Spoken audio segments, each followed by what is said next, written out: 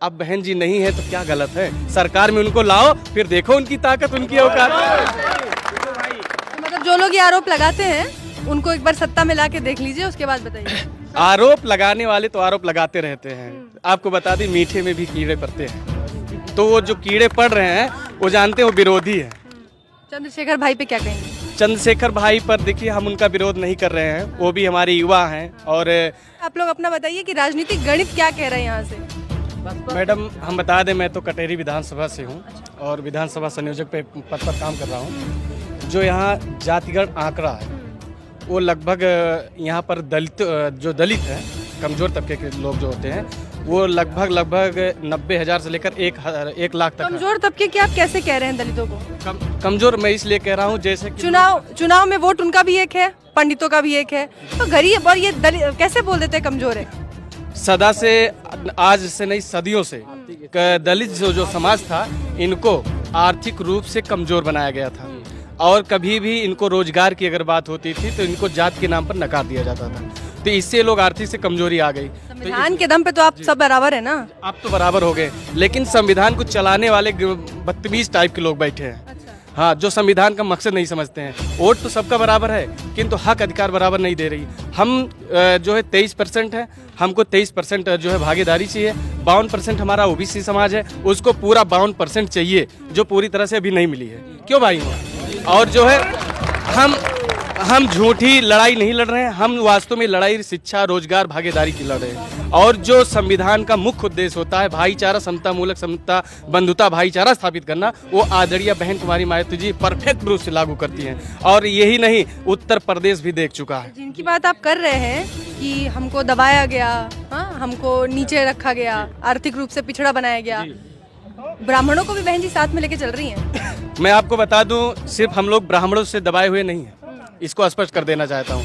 मंदिरों में पुजारी सिर्फ ब्राह्मण नहीं होते हैं, कोई भी मंदिर बना लेता है वहाँ पुजारी बन जाते हैं, किंतु वहाँ पर जो चढ़ावा चढ़ता है वहाँ का पुजारी कमाई करता है। और सामंती किसी एक जात के नहीं होते हैं, सामंती हर जात में, हर धर्म में पाए जाते हैं। सोच की बात है।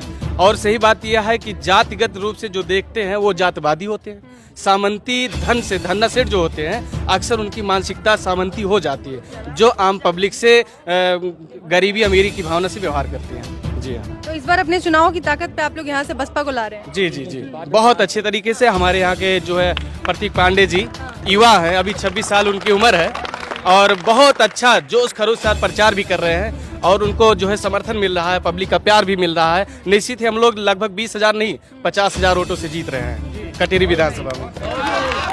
ये यहाँ से ये परिवर्तन बेहद खूबसूरत है कि यहाँ से आज दलित समाज के लोग आके कह रहे हैं कि हम प्रदीप पांडे जी के लिए, जी, प्रतीक पांडे जी के लिए आप लोग कह रहे हैं कि हम वो लेके आ रहे हैं, उनको जिता रहे हैं। जी, जी। तो ये समीकरण बसपा बना पा रही है, पूरे समाज को एक साथ ला रही है। जी जी जी, पूरे समाज को।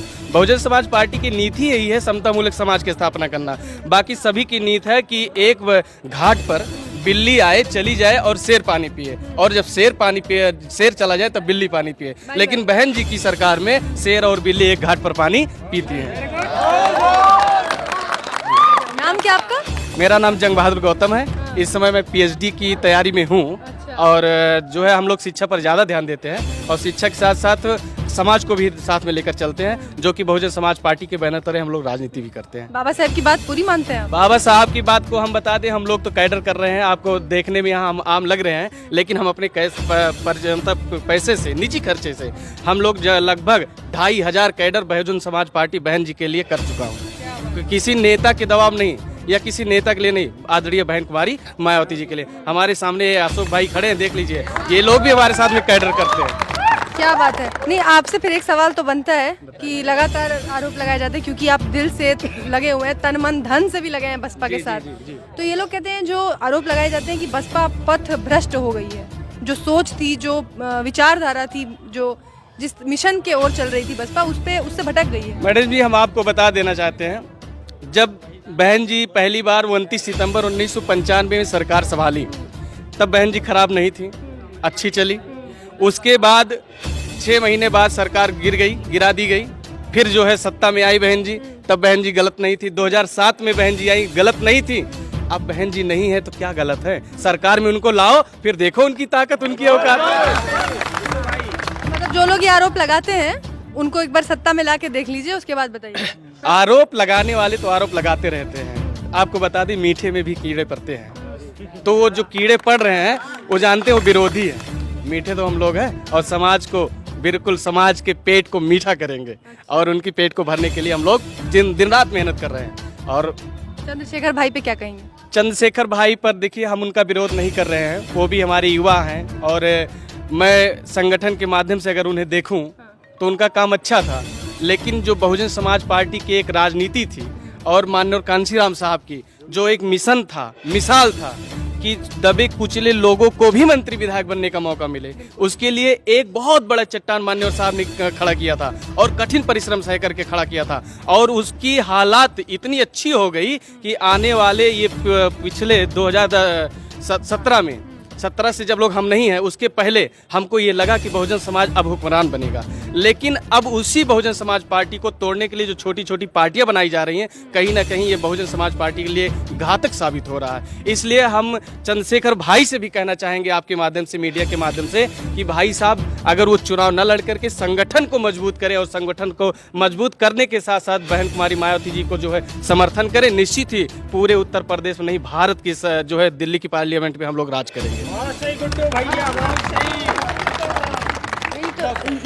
ये भी कहा जाता है ना कि चंद्रशेखर भी युवा नेता है, नेतृत्व कर रहे हैं समाज का, तो गलत क्या है इसमें? नहीं, उसमें गलत कोई नहीं है, लेकिन जैसे हम बता दें, मैंने कहा ना मानवर साहब की जो नीति थी, एक तरफ तो कहते हैं मानवर साहब के विचारधारा चल रहे हैं और एक तरफ कहते हैं कि हमें सवर्णों से जो है कोई और लेना देना नहीं, सवर्णों को मैं साथ लेकर नहीं चलूंगा। तो ये कौन सी समतामूलक समाज की स्थापना की है? इसका मतलब कहीं कहीं वो विरोधी हैं और विरोधी के साथ साथ कहीं कहीं कांग्रेस बीजेपी वाले उन्हें चंदा दे रहे हैं और चंदा के बल पर बहन जी के खिलाफ उल्टा सीधा बोलते हैं और हमारी जो चट्टान समान पार्टी है उसको तोड़ने का कहीं कहीं काम कर रहे हैं। लेकिन वो तो देखिए योगी जी के खिलाफ लड़ रहे हैं। योगी जी के खिलाफ तो लड़ ही रहे हैं। योगी जी एक कह रहे हैं कि कांग्रेस बीजेपी चंदा दे रही है उन्हें। सुनिए, हम आपको बता रहे हैं, योगी जी के खिलाफ लड़ रहे हैं चुनाव। किसका वोट सबसे ज्यादा है वहाँ पर आप जानती हैं? हम लोग जानते हैं वहाँ पर सबसे ज्यादा शेड्यूल कास्ट, अनुसूचित जाति का वोट है जो कि बहन जी के लिए चट्टानों की तरह खड़ा है। तो अब वो अनुसूचित जात से हो करके वहाँ चुनाव लड़ने जा रहे हैं, तो वोटों का बिखराव होगा जरूर। कहीं न कहीं वो योगी जी को फायदा देने के लिए गए हैं, ना कि योगी जी को हराने के लिए। ये तो बड़ा अंदर की बात बता रहे हैं आप। और ये बीच बीच में कुल मिला के जो आप नारा लगा रहे हैं, तो कुल मिला के बताइए कितनी सीटें आ रही हैं बसपा की? कुल मिला के 275। इनका नारा फेवरेट है कुल मिला के। चलिए, बहुत शुक्रिया आप लोगों का, बहुत अच्छा लगा आप सबसे बात करके।